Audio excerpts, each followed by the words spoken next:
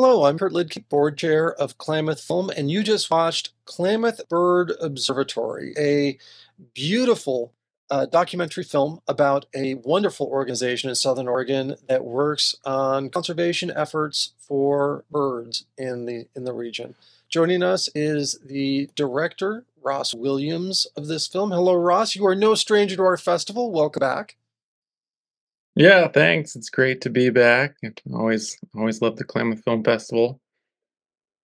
We've actually, I think, had your entire family be in our festival because your wife had a film in, your son won an award with us once. So I think we Yeah, had the whole Williams clan be a part of KIFF at some point or another. yeah, we're a creative family, and we love making films and telling stories. So on that creative note, the origin of this, did you get approached by this organization to do a film about them? Is this something you already known about and you just decided you want to do something on it? How did you go about deciding that you wanted to make a project about this? So it started. I work with PBS a lot, and they're always looking for kind of uplifting stories about organizations doing good work in the region. And in my research, I came across this group, Klamath Bird Observatory, and read a little bit about them. I think I found some article talking about the kind of work they were doing, and so I reached out to them and initially to do like a short 90-second video about them for PBS, and then just I was out there, for many hours shooting, interviewing them, watching them work, and it didn't feel like a 90-second piece when I started editing it, and it just kind of became, a little bit longer. 5 minutes is still short, but I just wanted to kind of tell the full story and not let it be, super short. So can you give us kind of origin on the name? Did it start in Klamath County and then come over to Ashland? Because for those of us in the know, it's a little confusing that something called Klamath would not be in Klamath County, but would be in the Ashland Medford area, which is about a 90-minute drive away from Klamath. Y- Uh, just it Yeah, raised an eyebrow for those of us who have been in Southern Oregon for some time now. their home office is in Ashland, but I actually did shoot in Klamath County. I ended up going out to the lake there. That's where I shot most of the footage that you saw. And they're kind of everywhere. They've got different stations all over Southern Oregon. I forget exactly where, but they're kind of spread out all over the region, and collecting these birds in all different spots and training people to learn how to do it. And they're just trying to you know see what kind of impact climate change and so forth is having on the bird populations. And they're a really good indicator of kind of what's happening in each climate, so they want to like kind of be spread out and see what's happening. That's acceptable. Otherwise, it would have been a little weird to call something Klamath that's based in Ashland. Just saying. Yeah. Just saying. So as a PBS project, then you decided that there was enough of a story here to go into more detail. But what's interesting about this film is, though it's a documentary, there's not a large narrative arc. You really just kind of let the work and the beautiful close-ups of birds and some of the landscapes sort of tell the story in of itself. Was that intentional to not have much of a narration over it and just kind of showcase people doing? Yeah, I mean, that was just kind of the how it be how it came together. I didn't plan on making a big long documentary. Otherwise I probably would have spent multiple days out there interviewing more people, and it just was meant to be a 90-second piece. And then I just kind of liked, we ended up talking longer than expected and asking more questions, and but I still didn't get like a ton of footage, so it was just kind of what was there.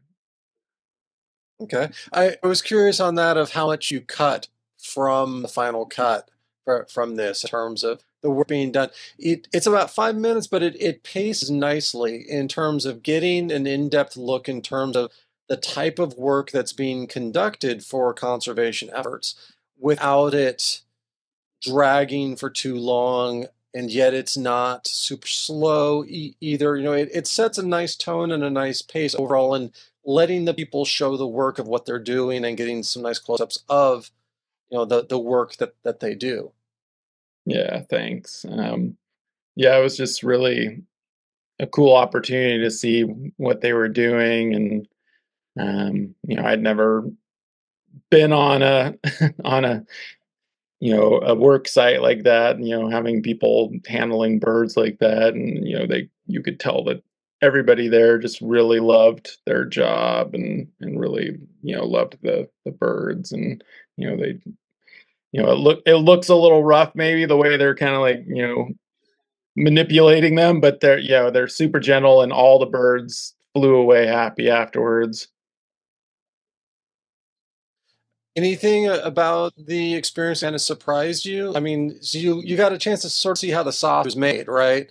And we certainly hear about all these different conservation efforts that are happening, not just in with birds, but with all kinds of different things. But we don't really see how they're going about doing that. And your film is a good showcase of that.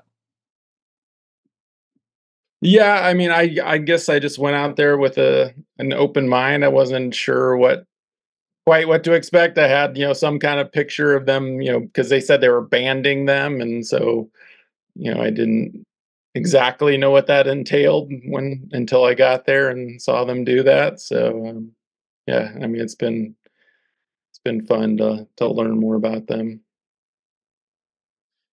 One thing that we didn't see much in this film was how they were catching the birds. And I'm kind of curious on that because that's not exactly an easy task to do.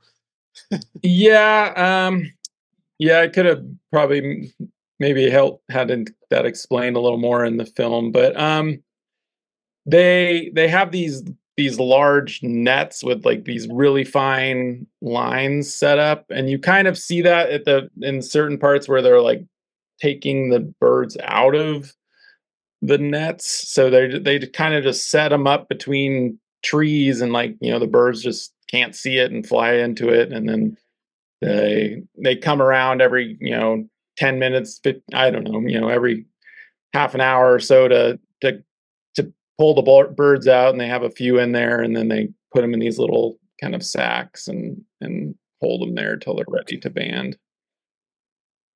I figured it was something along those lines. As someone who has walked into more than one glass door Yeah, on occasion, I can understand how that would work. kind of like that. So, so in addition to this, I know you do a lot of PBS work. I know you also do some narrative work. You're heavily involved in a horror film festival that's in Southern Oregon as well.